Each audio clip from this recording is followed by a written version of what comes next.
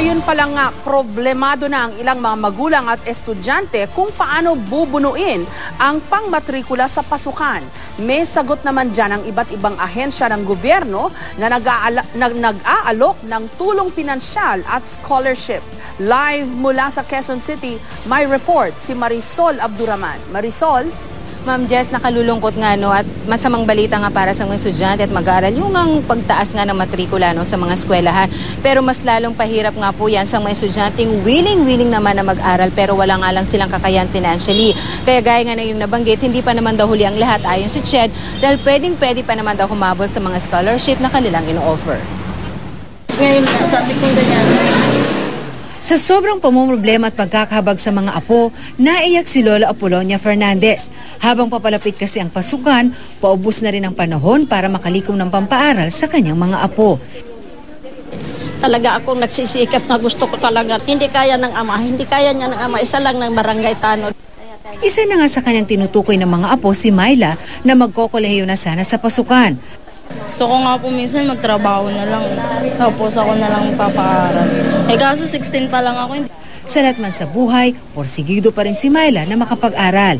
Sabi ng Commission on Higher Education o CHED, hindi hadlang ang kahirapan para makapag-aral. Sa pamamagitan ng Student Financial Assistance Programs, matutulungan daw ang mga estudyanteng nais makapag-aral pero walang pinansyal na kakayahan. Isa na nga rito ang scholarship na maaaring full o makatatanggap ng 13,000 na pampaaral kada taon at half na 15,000 naman kada taon. Nariyan din ang grant in aid programs at ang study now, pay later. I-maintain mo rin yung grade mo sa kolehiyo para ma-maintain mo yung financial assistance na yan. No? Maliban sa grado, dapat may good moral character. Hindi lalampas sa 30 years old ang edad. 300,000 pinagsamang kita ng mga magulang sa isang taon at hindi na sa ilalim ng iba pang scholarship o anumang financial assistance. Meron ding Students Grant in AIDS program for poverty alleviation.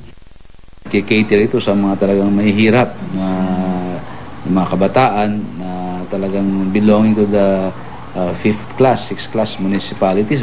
Bukod sa CHED, may iba pang ahensya ng gobyerno na posibleng lapitan.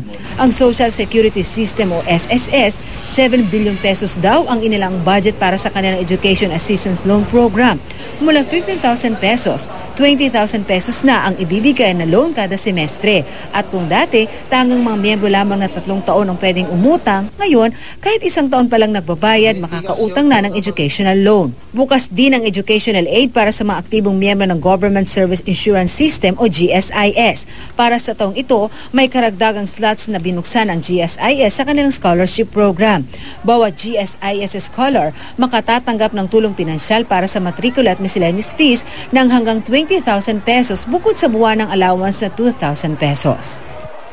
Yes, pero syempre dahil hindi naman one to sawa itong kanilang ino-offer, limitado po ito kaya lahat naman ng mga yan ay first come first serve daw po ayon sa CHED. Samantala nananawagan naman po sila sa mga pribadong sektor na kung meron silang mga gatong scholarship grant gawin na lang daw nila para nang sa gayon ay makatulong nga dito sa mga estudyante natin na nangangailangan nga ng financial support. Okay, Marisol, siguro dapat yung mga scholarship grants na yan nakapaskel doon sa mga bulletin board ng mga eskwelahan lalo na ngayon na enrollment na dun sa makikita ng mga estudyante. Opo, yan po ang sinabi sa atin ng CHED dito nga po sa Metro Manila or sa kanilang national office na ito naman daw ay nakapaskil at ina-advertise nga daw nila ito sa kanilang mga regional office. At maliban nga doon, sinisikap rin daw nila na ma-disseminate ito sa mga eskwelahan ng sa gayon, parang yung iba na mag-enroll o magbalak mag-enroll at nakita nila na may mga ganitong mga grant agad daw silang makakapag-inquire.